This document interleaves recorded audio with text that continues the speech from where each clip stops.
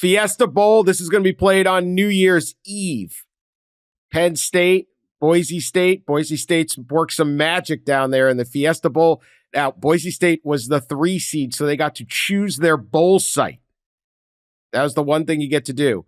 That's why Boise State said, we'll go to Arizona. That is why a team from the Phoenix area, from Maricopa County, has to go to Atlanta while we play another game in Maricopa County. Again, this is that you mentioned this thing that was it Nate Bargatze? Yes. That comedian, yes. Right. Yeah. I will. Yeah, he does George Washington. Yeah. We will have a team from Arizona in the playoff and a game in Arizona. Arizona State will play in that game. No, they will not. Why? What? No one knows. Yeah. Nobody knows. Nobody knows why. We're going to haul their fan base all the way to Atlanta because you got to understand these guys in these Blazers. And yeah, all right, whatever. Penn State, I would have wished this was in Boise, Idaho. I just wish this was in Boise, Idaho. But I'm sure that Penn State is not so excited for that. So James Franklin, much like Notre Dame, hey, nice win over SMU. You needed to win a big game. Beating SMU in a playoff game is a big game. You ain't done yet. And you got to beat Boise State now.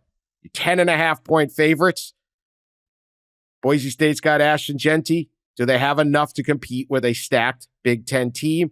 We're going to find out. That's the question. They have the best individual player still in the playoff, I think, in Ashton Jeanty.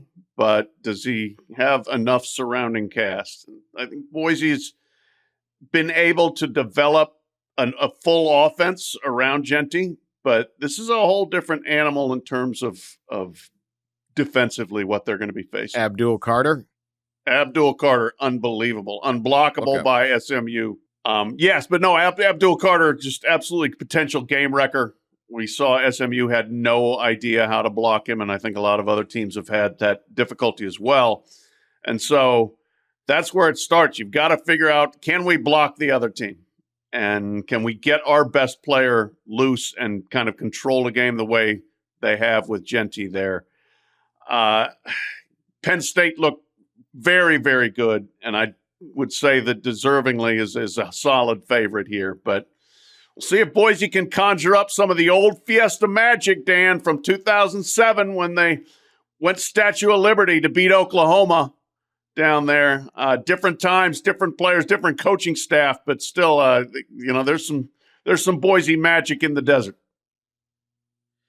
There definitely is, and you can point to the Oregon loss by Boise State early in the season. It was 37-34. Boise led by a touchdown in the fourth quarter. They gave up. Then they gave up they scored. Jeanty scored to make it 34-27. And then they gave up a kick return to Noah Whittingham that went like 100 yards to tie the game, and then Oregon won in the end. But if you look at that game, they also were able to get a pass rush on Dylan Gabriel. Or 4 sacks. They were able to do some things in the line. Jeanty obviously was a monster with 192 yards. So they were able to do some stuff. So I think if you're Boise State, you gotta do well on the line. You just absolutely have to do well on the line here. You cannot have that Penn State defensive line in your backfield like SMU did, and you count on your all-time, maybe your greatest all-time player, and hope you can pull this off. I think you gotta. Boise State's going to come in. Everyone's going to say, all right, they're untested. They're not from a major league. All that stuff is true.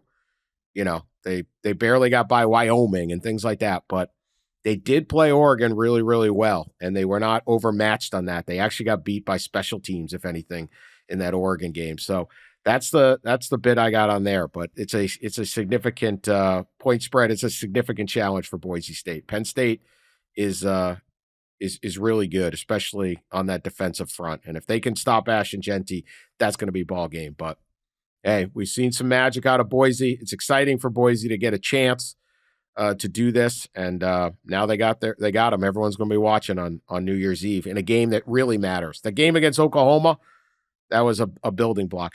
I say one last thing too about the, let this playoff thing cook. Some of these teams will grow off of this, right?